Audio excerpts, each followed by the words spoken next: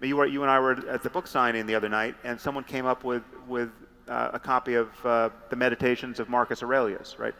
A fantastic book. I mean, there's so much wisdom in that book, right? And there's nothing about stoning a girl to death if she's not a virgin on her wedding day.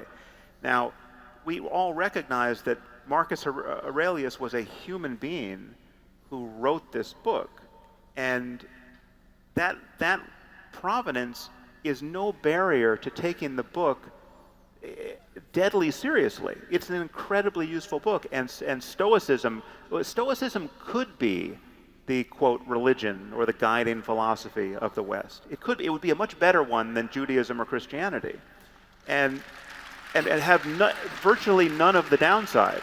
And so that's my point, that we're in this perverse circumstance of being held hostage by certain products of literature, and we need to break the spell. And if we're finding it this hard to break, what do we think is going to happen in the Middle East or in sub-Saharan Africa? I mean, the moral progress we need to engineer is a common humanity coming together across shared values. Those are perfectly credible arguments, but the weakness in the argument, I think, is the one that we started to talk about earlier, which is that when you talked with Dave Rubin a while back, and Michael Shermer said the same thing recently, he basically said that atheism is a doctrine of negation. That's what you said with Rubin, is that there isn't a positive ethos in atheism. All it says is that there's nothing personified. There's nothing personified transcendent. It's something like that. There is no God, and so the problem with the atheistic it's not even the assertion that there is no God. It's just that it's a failure to be convinced by any of the gods on offer. It's just like not believing in Zeus. Fine, and it's not like it's a weak. It's not like it's a weak argument. I mean, I'm perfectly aware that making a deistic case or a case for religion in the face of the claims of the rationalist atheists is perhaps, well, it's a very, very difficult thing to manage. But it is also the case that, and this is where I think we differ with regards to what happened, say, in the Soviet Union and perhaps to also in Nazi Germany, is that when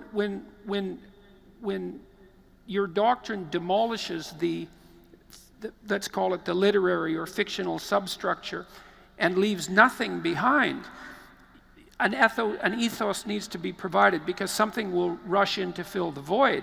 And it's certainly the case, and this is what Nietzsche warned about, even though he was a strident anti-Christian, and it's also what Dostoevsky foresaw. He said, if we knock out the logos from the substructure of Western society, Nietzsche believed that it was Christianity's emphasis on truth that destroyed Christianity, which was an extremely interesting criticism, that Christianity had elevated truth to such a degree that it actually resulted in the demolition of its own dogmatic substructure. But be that as it may, Nietzsche's prognostication was that if we allowed God to die, and perhaps there were reasons for that, that the consequence would be that we would be awash in both nihilism and totalitarian bloodshed, and that is what happened in the 20th century. And there's another aspect to that, which is that you may try to knock out the whole thing and take out some of the substructure, but not the whole thing.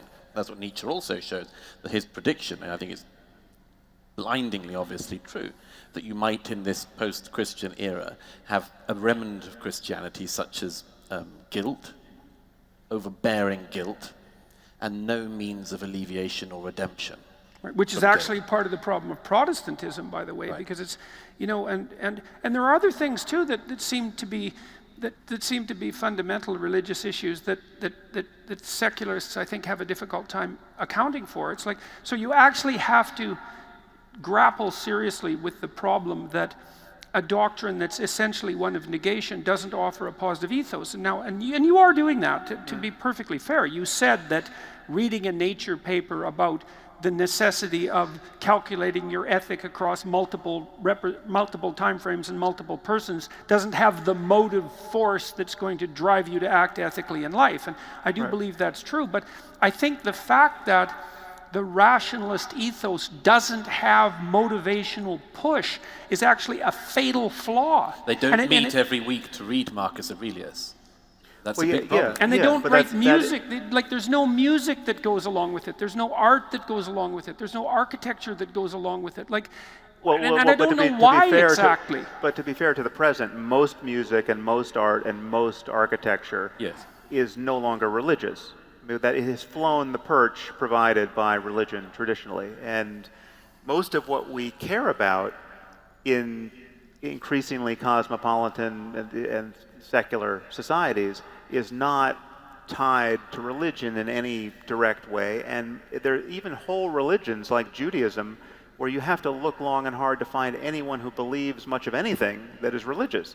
I have literally sat on stage debating what I thought was a religious rabbi who was a conservative rabbi, and when I said something that assumed that he believed in a God who could hear prayers, he threw up his hands and he said, "What makes you think I believe in a God who can hear prayers?"